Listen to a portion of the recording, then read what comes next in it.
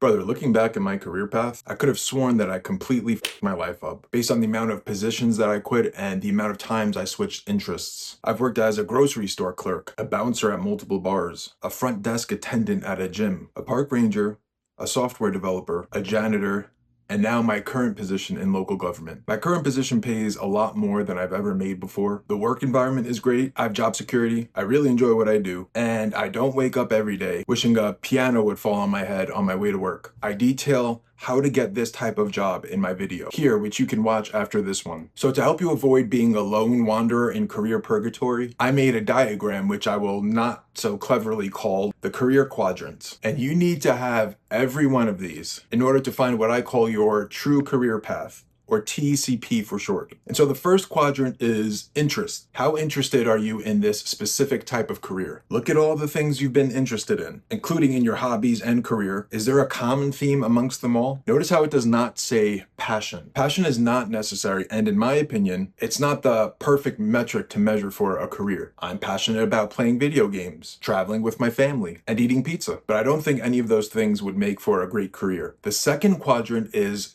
fluency. Are you good at this thing? How likely are you to become good at this thing? And how long would it take you to become good at this thing? You can have all the interest in the world, but if you suck at something and have a very low likelihood to become good at it, nobody's going to pay you to do it. The third quadrant is environment. Indoor versus outdoor, team versus solo contributor, and so on. One of the big reasons a career as a software developer did not work out for me is although I really did enjoy building things and solving problems with code, I really hated sitting and staring at a computer screen all day. The fourth quadrant is profitability. Things like total compensation or likelihood to be outsourced or become a dead industry. No matter how great your job is, if you're really struggling to pay your bills, none of that really matters. After all, this is the main reason we actually go to a job. And for anyone who wants to argue that they go to work for their passion, I will gladly accept a portion of your salary if you like to donate it, since you work for passion. Once you have a list of, let's say, 5 to 10 options, although this number is not mandatory, then I want you to narrow it down to, let's say, a maximum of 3. If your plan is to pursue a college degree, I want you to have your options narrowed down before you select a degree that you want to pursue. This will help you save a ton of time, money, and disappointment. Now that you have your 3 options narrowed down,